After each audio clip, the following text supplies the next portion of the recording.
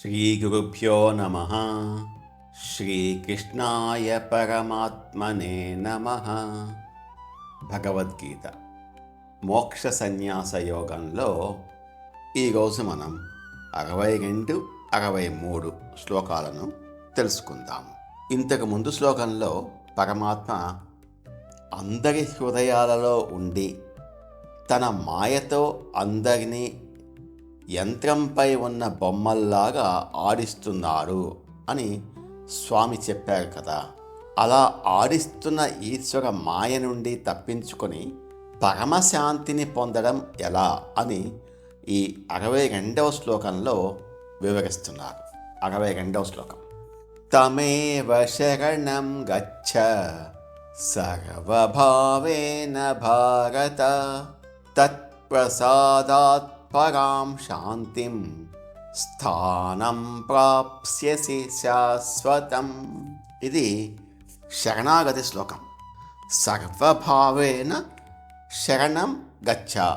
నీ సమస్త భావాలతో, పూర్ణ హృదయంతో, సర్వస్వంతో శరణు వేడుకో. సంపూర్ణ శరణాగతి పొందు. ఇది కేవలం నోటితో శరణు అని చెప్పడం కాదు. మనస్సు, బుద్ధి, శరీరం, అహంకారం మనకు ఉన్నవన్నీ ఆ పరమాత్మవే అని భావించి ఆయనకు అప్పగించి వేయడం. నేను, నాది అనేటువంటి భావనలను పూర్తిగా వదిలేసి నువ్వే సర్వము, నీ ఇష్టమే నా ఇష్టము అని భగవంతునిపై పూర్ణ విశ్వాసం ఉంచడమే సర్వభావేన శరణాగతి. మన జీవితంలో జరిగే మంచి చెడులు అన్నింటినీ ఆయన ప్రసాదంగా స్వీకరించడం. తమేవ, ఆ పరమాత్మనే, నీ హృదయంలో కొలువై ఉన్న ఆ పరమాత్మని, ఆయన్నే. ఇక్కడ ఆయన అంటే ఎక్కడో ఉన్నవాడు కాదు. గత శ్లోకంలో చెప్పినట్లు మన హృదయంలోనే ఉండి మనల్ని నడిపిస్తున్నటువంటి అంతర్యామి. బయట ఎక్కడో వెతకాల్సిన పని లేదు. నీ లోపల ఉన్న పరమాత్మకు లోబడిపో. తత్ప్రసాదాత్, భగవత్ అనుగ్రహం వలన, ఆ ఈశ్వరుని అనుగ్రహం వలన. మన సొంత ప్రయత్నాల వల్ల జ్ఞానము, కర్మ, ధ్యానము ఇవన్నీ కూడా కొంతవరకు వెళ్ళగలమేమో, కానీ అంతిమ మోక్షానికి భగవంతుని కృప తప్పనిసరి. ఎప్పుడైతే జీవుడు అహంకారాన్ని వదిలి సంపూర్ణంగా శరణు వేడుకుంటాడో అప్పుడు ఈశ్వరుడు తన మాయా తెరను తొలగించి తన అనుగ్రహాన్ని అంటే ప్రసాదాన్ని కురిపిస్తాడు. పరాం శాంతిం స్థానం ప్రాప్స్యసి శాశ్వతం. పరమశాంతిని మరియు ఎప్పటికీ నశించని శాశ్వతమైన పరమ పదాన్ని, మోక్షాన్ని పొందుతావు. ఆ విధంగా శరణాగతి అవడం వల్ల కలిగే ఫలితం ఏంటి? పరమపదము, మోక్షము. భగవద్ అనుగ్రహం వల్ల లభించే ఫలితాలు 2. పరమశాంతి, ఇది ప్రాపంచికమైన తాత్కాలిక ప్రశాంతత కాదు. సంసారంలోని సుఖ దుఃఖాల నుండి, పుట్టుక చావుల భయం నుండి శాశ్వత విముక్తి కలిగించే అత్యున్నతమైన శాంతి. శాశ్వత స్థానం అంటే ఎన్నటికీ నాశనం లేని పరమపదం. అక్కడికి వెళ్ళిన తర్వాత జీవుడు మళ్ళీ ఈ దుఃఖభూయిష్టమైన లోకంలోకి జన్మించడు. ఈశ్వరుని మాయను జయించి పరమశాంతిని పొందాలంటే ఉన్న ఏకైక మరియు అత్యంత సులభమైన మార్గము శరణాగతి.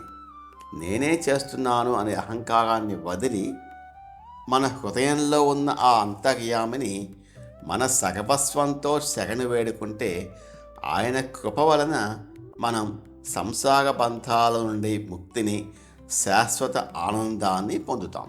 తమేవ శరణం గచ్చ సర్వభావేన భారత తత్ప్రసాదాత్ పరాం శాంతిం స్థానం ప్రాప్స్యసి శాశ్వతం. ఓ అర్జున, నీవు నీ సమస్త భావాలతో, పూర్ణ హృదయంతో నీ లోపలే ఉన్న ఆ పరమాత్మను శరణు వేడుకో. ఆ ఈశ్వరుని అనుగ్రహం వలన నీవు అత్యున్నతమైన పరమశాంతిని, మరియు శాశ్వతమైన మోక్షస్థానాన్ని తప్పక పొందుతావు అంటున్నారు శ్రీకృష్ణ పరమాత్మ. 63వ శ్లోకం. ఇప్పటి వరకు ఎన్నో అద్భుతమైన యోగ రహస్యాలను వివరించిన శ్రీకృష్ణ పరమాత్మ భగవద్గీత ఉపదేశాన్ని ఒక కొలిక్కి తీసుకువస్తున్నారు. 63వ శ్లోకం. ఇతి తే జ్ఞానమాఖ్యాతం గుహ్యాద్ గుహ్యతరం మయా విముష్యైతదశేషేణ యథేచ్ఛసి తథా కురు. ఇది ఆధ్యాత్మిక స్వేచ్ఛను ప్రసాదించే శ్లోకం. ఇతి తే మయా గుహ్యాత్ గుహ్యతరం జ్ఞానం ఆఖ్యాతం. ఈ విధంగా నీకు నా చేత రహస్యమైన దానికంటే మరింత రహస్యమైన గోప్యమైన జ్ఞానము ఉపదేశించబడినది. అత్యంత గోప్యమైన జ్ఞానం.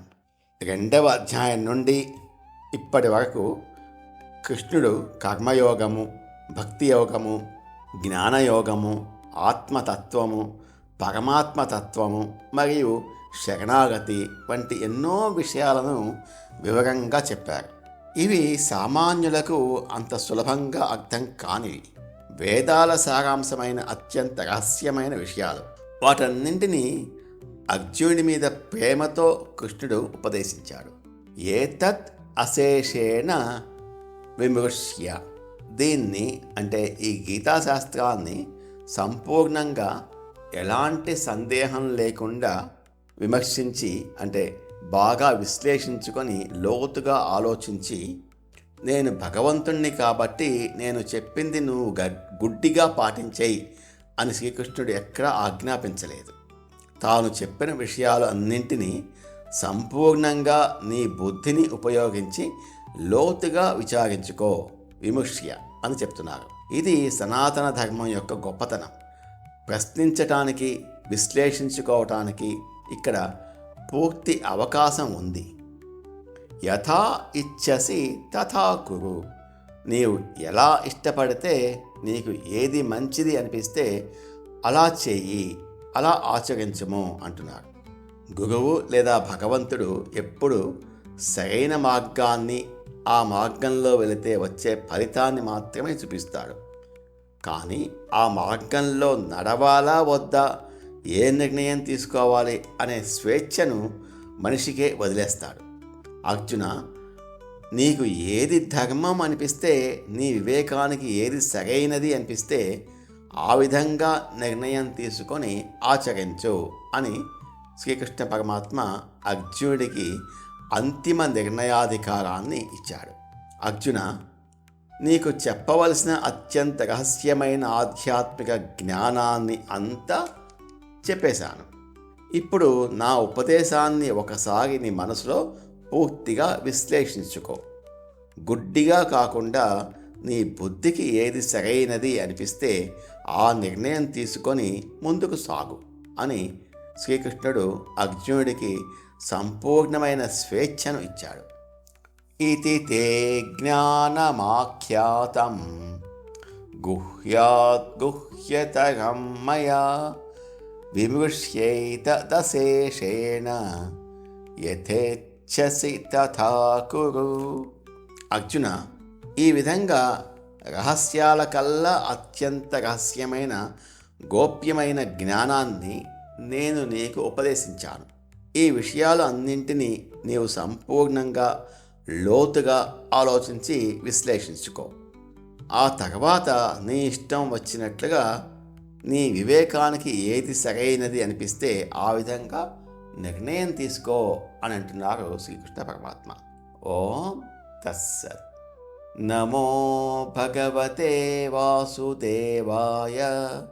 ఏతత్ ఫలం శ్రీకృష్ణార్పణమస్తు. స్వస్తి.